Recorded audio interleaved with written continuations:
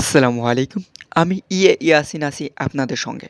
আপনারা দেখছেন সকালের গুরুত্বপূর্ণ সংবাদ। মায়ানমারদের সম্পর্কে তাদেরকে কিভাবে দেশে ফিরিয়ে দিবে এবং তাদেরকে কী সুবিধা দিবেন সরকার, এই সব বিষয় নিয়ে বিস্তারিত জানাবেন আমাদের সহধর্মী মিস আরিফা। চলুন তার কাছ থেকে বিস্তারিত জেনে নেই। জামায়াত এবং বিএনপি মিয়ানমারদের সুরক্ষার জন্য তারা বৈঠক করেছেন। মিয়ানমারদের নিজ দেশে ফেরত পাঠানোর জন্য তারা পরামর্শ নিচ্ছেন।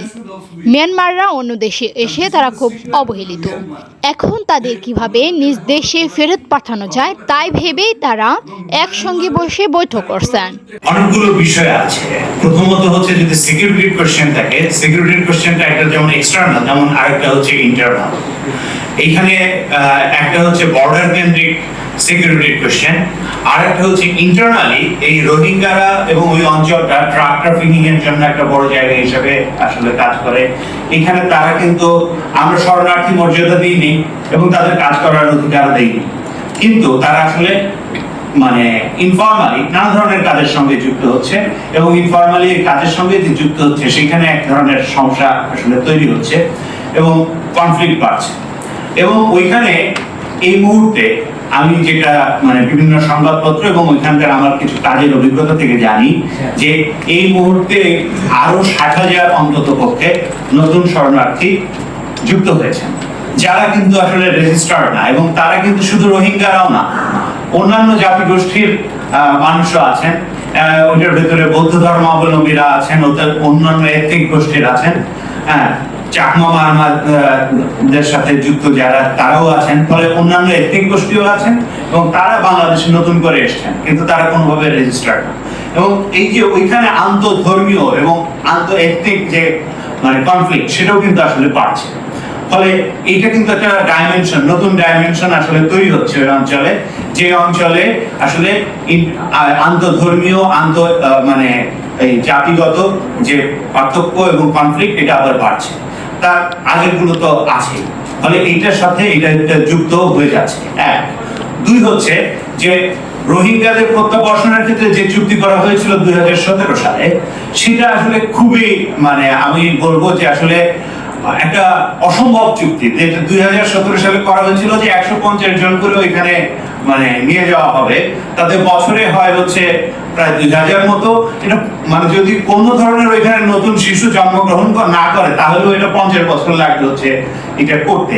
ফলে এইটা রিভিউ করতে হবে, এটা রিভিউ করে নতুন করে একটা চুক্তি করতে হবে এবং নতুন এই ইভালুয়েশন করতে হবে, ইভালুয়েশন করে এই চুক্তি বাতিল করতে হবে, বাতিল করে নতুন করে করতে হবে। এটা আমাদের মানে প্রস্তাব। এবং এখানে রোহিঙ্গারা কেন প্রত্যাবাসন চাচ্ছে না, অনেকেই এটা কেন চাচ্ছে না, এটা আমরা অনুসন্ধান করার চেষ্টা করেছি। এবং এই ক্ষেত্রে খুবই বড় প্রবলেম হচ্ছে তারা যেখান থেকে এসেছে, যে জায়গা থেকে এসেছে, সেখানে তাদের ফিরতে দেওয়া হচ্ছে না। তাদের অন্য একটা জায়গায়, যেটার সঙ্গে তার জমি ভূমি মানে যেখানে সে বাস করেছে, বসবাসের জায়গা, তার জমি, তার মানুষ, এর সাথে কোনো সম্পর্ক নাই, সম্পূর্ণ ভিন্ন একটা জায়গায় আলাদাভাবে আইসোলেটেড করে তাদেরকে রাখার জন্য এটা নিয়ে যাওয়া চেষ্টা করা হচ্ছে, যেটা তারা আসলে মনে করছে যে আমার জমিতে এটা না, আমার বাড়িতে এখানে না, আমি গিয়ে এটা কি করব। এবং এটার জন্য আসলে রোহিঙ্গারাও এই প্রত্যাবাসনে অনেক ক্ষেত্রে অনাগ্রহী হচ্ছে। ফলে এই প্রত্যাবাসনটা কিভাবে হবে, তার এথনিসিটি, তার সিটিজেনশিপ, এইগুলোর স্বীকৃতি কোনটাই নাই। ফলে এই সমস্ত জায়গাগুলো খুবই গুরুত্বপূর্ণ, যেগুলো আসলে ছাড়া এই প্রত্যাবাসনটা আসলে সম্ভব না। ফলে আমাদের যখন আমরা এই ন্যাশনালি আমরা এই জিনিসটা ডিল করব, তখন এই বিষয়টা খুবই গুরুত্বের সঙ্গে দেখতে হবে বলে আমরা মনে করি। এটা হচ্ছে আরেকটা দিক। আর আরেকটা দিক হচ্ছে যে এই যে এখানে একটা জয়েন্ট কমিশন আছে, যে দুই দেশের একটা জয়েন্ট মানে ওয়ার্কিং কমিটি আছে, যেই ওয়ার্কিং কমিটিটা আসলে কোনোভাবেই ফাংশন করে না এবং দুই দেশের একটা যৌথ ঘোষণা দেওয়া পর্যন্ত এখনো পর্যন্ত যায়নি। এখন রোহিঙ্গারা না শুধু ওই অঞ্চলে যেহেতু যুদ্ধ চলছে, আমরা জানি এই আরাকান অঞ্চলে যুদ্ধ চলছে, ফলে এখানে আরাকান আর্মিও রোহিঙ্গাদেরকে মারছে, ওইদিকে বার্মিজ বা মিয়ানমার আর্মিও রোহিঙ্গাদের মারছে। ফলে তারা আরো বাংলাদেশের দিকে আসছে এবং এটা আশা কিন্তু আসলে সামনে আরো বাড়তে পারে। ফলে এই যে এই অঞ্চলটা নিয়ে কি হচ্ছে, ভূরাজনৈতিক ভাবে এই অঞ্চলের পরিবর্তন কি হচ্ছে, সেটা যদি আমরা মানে হিসাবে না নিই, তাহলে আসলে এইটা আলাদাভাবে সমাধান করাটা আসলে কঠিন হবে। ফলে এখানে আমরা কিভাবে এই জিনিসটাকে পুরোটা দেখবো, এখানে গণতন্ত্রের প্রশ্ন, অন্যান্য প্রশ্নগুলোকে কিভাবে দেখবো, সেটা আরেকটা গুরুত্বপূর্ণ জায়গা বলে আমরা মনে করি। আমার মনে হয় যে আমি আর 1 মিনিট সময় পাবো, তো সেটাতে একটা বলি যে আমরা এই বিষয়ে খুবই খুশি যে মানে ডক্টর খলিলুর রহমান কে এটা রিপ্রেজেন্টেটিভ হিসেবে নিয়োগ দেওয়া হয়েছে এবং তিনি অত্যন্ত যোগ্য লোক। কিন্তু আমি যেটা মনে করি যে তারও কাজ করার ক্ষেত্রে আরো অন্যদের সহায়তা লাগবে, এবং এটা তার টার্মস অফ রেফারেন্স কি, তিনি কিভাবে কাজ করবেন এবং ন্যাশনাল লক্ষ্য কিভাবে এটা দেওয়া হবে, এবং ভবিষ্যতে আসলে একটা বিষয়ে আমরা কিভাবে ডিল করবো, এই বিষয়ে আমাদের জাতীয় ঐক্যমত্য আসলে গঠন করার জন্য সবার একটা জায়গায় পৌঁছানো দরকার। সবাইকে ধন্যবাদ আপনাদের অংশগ্রহণের জন্য। Working towards a national consensus on Rohingya policy of Bangladesh. আপনি প্রথমে বলেছিলেন যে আমাদের ন্যাশনাল কনসেনসাস হওয়াটা খুব মুশকিল বাংলাদেশের মতো দেশে, but we believe that when the country is in the right path, the national consensus becomes easier in any sector. So basically Rohingya ইস্যুতে যেটা আমরা বলতে চাই যে যেহেতু আপনার পলিটিক্যাল পার্টিদের একটা ফোরাম এখানে চলছে, বাংলাদেশ জাতীয়তাবাদী দল হিস্টোরিক্যালি ইটস প্রুভেন যে বিএনপি রোহিঙ্গা ক্রাইসিস সমাধানে ফেস করেছে এবং সমাধান করেছে, এবং 2বার সাকসেসফুলি রোহিঙ্গা রিপ্যাট্রিয়েশন করতে পেরেছে। যেটা প্রথমে ছিল 1978 সালে 1978-এ শহীদ প্রেসিডেন্ট জিয়া রহমান সাহেবের সময় যখন রোহিঙ্গা আমাদের দেশে আসা শুরু করলো, তখন অলমোস্ট 200,000 আমরা ফেরত দিতে পেরেছিলাম প্রেসিডেন্ট জিয়ার নেতৃত্বে।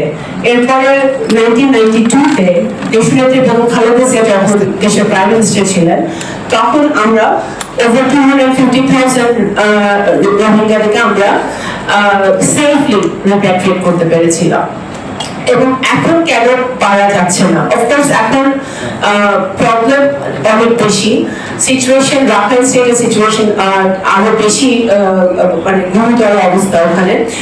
তারপরেও আমরা কেন পলিটিক্যাল, এই প্রবলেমটা শুধু ডিপ্লোম্যাটিক্যালি বায়োল্যাটারালি দেখলে হবে না, it has to be solved politically by a elected democratically elected party, যেটা গত 15 বছরে ছিল না। তো গত 15 বছরে আওয়ামী লীগ যেটা করেছে, তারা যে বায়োল্যাটারাল যে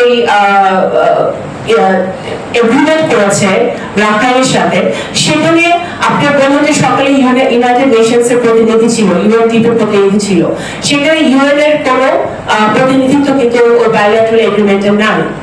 এখানে বেসিক্যালি আমাদের এই রিজনে যারা স্টেক হোল্ডার, যেসব দেশগুলো এই রোহিঙ্গা সদস্যদেরকে মানে নিরাপত্তার সাথে সেফলি ফেরত দিতে হেল্প করতে পারে, সেই দেশগুলোকে কখনোই আমাদের গত 15 বছর সরকার প্রেশার দিতে পারে নাই, বা তাদের উপর সেরকম ডিপ্লোম্যাটিক চাপ, পলিটিক্যাল চাপ দিতে পারে নাই। সেটা তাদের একটা বিশাল ব্যর্থতা, কারণ তারা যেহেতু মানে গণতান্ত্রিক ভাবে নির্বাচিত ছিল না, সুতরাং তাদের সেই জোরটাই ছিল না যে তারা চায়না, থাইল্যান্ড, সিঙ্গাপুর, ইন্ডিয়া, আপনি যে দেশের কথা বলেন না কেন, প্রেসিডেন্ট জিয়া রহমান সাহেব সফল এই কারণে হয়েছিলেন, বা দেশনেত্রী বেগম খালেদা জিয়া সফল এই কারণে হয়েছিলেন, তারা শুধু এই রিজনের দেশগুলো না, তারা ইউনাইটেড নেশন, তারা ওয়েস্টার্ন কান্ট্রিজ, ইসলামিক দেশগুলোকে তারা অন বোর্ড আনতে পেরেছিলেন, এবং সবার একটা কালেকটিভ ইন্টারন্যাশনাল প্রেশারের কারণে কিন্তু তখন রাখাইন স্টেট বাধ্য হয়েছিল যে রোহিঙ্গাদেরকে রিপ্যাট্রিয়েট করার জন্য, যেটা গত 15 বছরে আমরা পারিনি করতে। এখন একটা কনসেন্সাস, যেমন এখন যেটা রিসেন্ট বলেন, আর এখানে আশ্রয় নিয়েছেন মানবিক কারণে, সে সকল নির্যাতিত মানুষের প্রতি শ্রদ্ধা এবং সহানুভূতি প্রকাশ করছে। যে ইস্যুটি নিয়ে আলোচনা হচ্ছে, এটা একটা দীর্ঘ ইতিহাস আছে, এখানে স্বল্প পরিসরে বলার সুযোগ নেই। এই জাতি গোষ্ঠীটি এই জায়গার অবস্থান কখন, ইতিহাস কি বলে? 1430 সালে তারা গড়েছে।